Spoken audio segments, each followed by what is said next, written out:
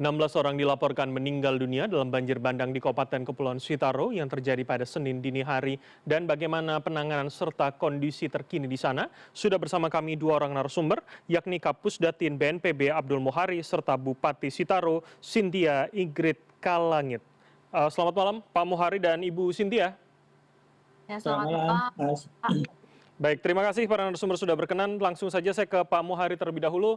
Pak Muhari, info yang kami dapat, benarkah masih ada 3 orang yang hilang? Dan bagaimana tantangan lapangan begitu Pak, yang menjadi hambatan terbesar dalam pencarian?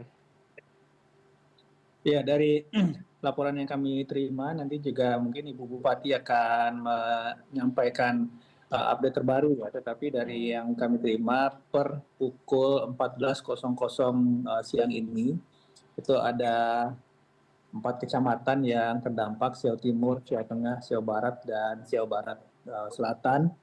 Ada 16 jiwa meninggal dunia yang sudah ditemukan, 6 diantaranya sudah teridentifikasi identitas, sedangkan lainnya masih dalam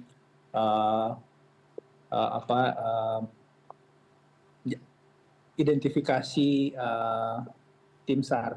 Selain itu ada 3 orang hilang, 22 orang dirujuk ke Puskes dan 2 orang dirujuk ke rumah sakit di Manado, dan ada sekitar 682 jiwa yang mengungsi. Ini mungkin yang menjadi perhatian kita bahwa pertama tentu saja upaya pencarian 3 orang yang masih belum ditemukan ini masih akan terus dilakukan. Kita harapkan seoptimal mungkin dan bisa ditemukan dalam waktu 1-2 hari ini. Kemudian penanganan pengungsi, kita akan memastikan bahwa 682 jiwa yang saat ini dilaporkan kepada kami ini masih mengungsi, tentu saja kita akan penuhi kebutuhan, baik itu kebutuhan dasar logistik makanan maupun non-permakanannya, Mas Bram. Oke, baik. Saya ke Ibu Cynthia kalau begitu. Ibu, jadi mengapa kemudian, apakah memang daerah yang terdampak ini langganan begitu ada bencana ini, atau memang ini menjadi bencana yang cukup besar dalam pantauan Anda dan juga Pemkab? Iya, memang untuk saat ini merupakan bencana yang sudah 40 tahun yang lalu terjadi dan sekarang terjadi tapi di titik yang berbeda, Pak.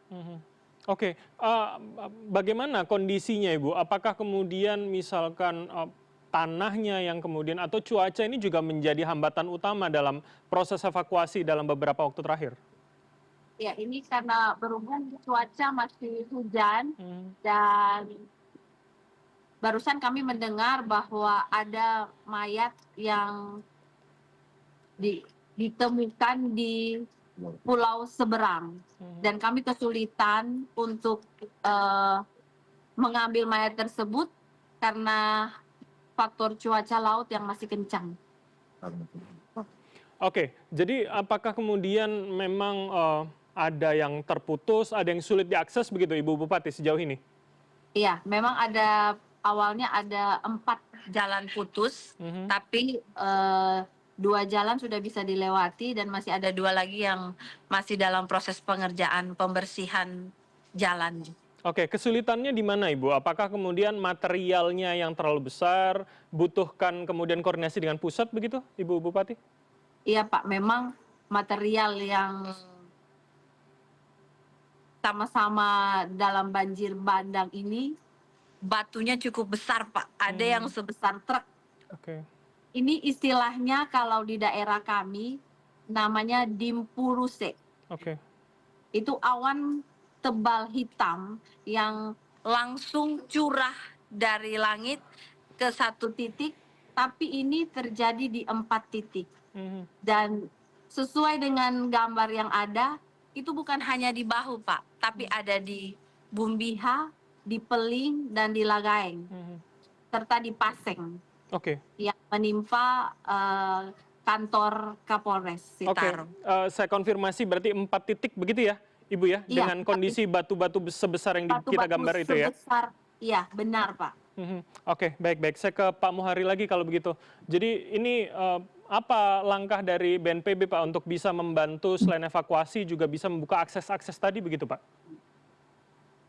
Ya, Ibu Bupati sudah menetapkan status tanggap darurat ya Mhm. yang kami ketahui selama 14 hari mulai dari tanggal 5 Januari sampai tanggal 18 Januari 2026 ini, dan tentu saja pemerintah pusat dalam hal ini BNPB, kita sudah mengirimkan satu tim di bawah satu pejabat eselon 1 untuk bisa langsung mendampingi Ibu Bupati untuk melaksanakan upaya-upaya tanggap darurat, dan tentu saja apapun kebutuhan yang nanti diperlukan di lapangan kita akan coba optimalkan, termasuk tadi sekiranya diperlukan untuk eh, pencarian atau mengambil tadi jasad yang sudah diduga ditemukan tetapi masih di pulau yang lain. Ini juga kita akan dukung tentu saja alat transportasinya.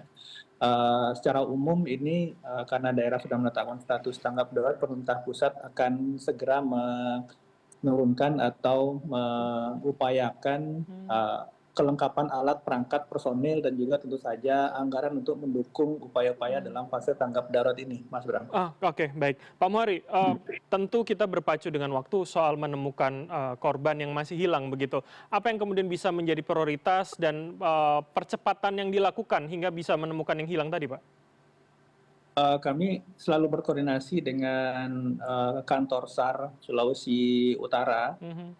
karena komponen SAR utama pencarian pertolongan dipimpin oleh Basarnas, dan tentu saja apabila diperlukan penambahan personil atau penambahan alat perangkat yang bisa mempercepat upaya pencarian di lapangan, kita masih punya 3 nama lagi yang harus dicari, ini akan kita lakukan.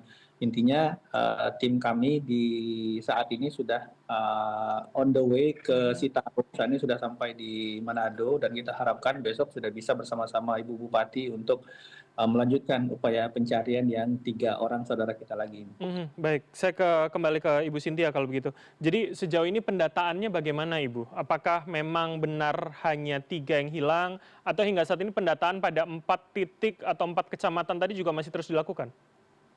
Sudah Pak, memang hanya sisa tinggal 3 yang hilang.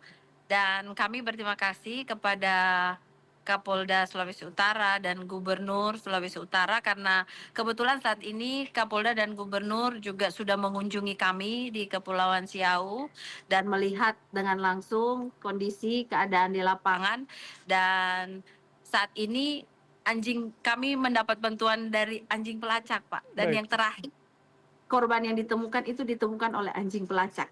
Oke, ini menambah optimisme begitu ya, Ibu bisa Iya. menemukan 3 Iya. saudara kita yang masih hilang. Ibu, saya ingin fokus pada pengungsi begitu. Data kami ada 682 warga. Apakah semuanya pada pengungsian terpusat atau sebetulnya mandiri dibebaskan di dekat daerah mereka itu, Ibu? Iya Pak, yang terpusat ada 2 titik di Siau Timur, terlebih tepatnya di museum, dan di Siau Barat di gedung gereja. Dan ada beberapa yang mengungsi dengan keluarga. Oke, baik. Tapi semuanya tetap dalam pendataan pemerintah kabupaten begitu ya, Ibu ya? Iya Pak, semua tetap dalam pendataan kami memberikan makanan, minuman, untuk sandang pangan mereka, semua kami penuhi. Oke, Ibu biasanya di tempat bencana soal komunikasi ini juga menjadi sulit. Apakah di Sitaro ini juga menjadi hambatan, Ibu? Iya, awalnya memang signalnya putus Pak, tapi sekarang udah normal kembali. Oke, baik baik. Listrik apakah ini juga sudah normal atau kemudian belum? Kalau listrik masih belum Pak, Mhm. masih padam, dan ada beberapa titik yang memang kami akan mendapatkan bantuan genset dari Sulawesi Utara, Pak. Oke, baik. Jadi artinya apa sebetulnya yang paling dibutuhkan para pengungsi di 2 pengungsian terpusat tadi, Ibu? Yang kami butuhkan saat ini ya logistik makanan, Mhm. pakaian, karena memang ada yang lari dengan baju di badan, Pak. Oke oke.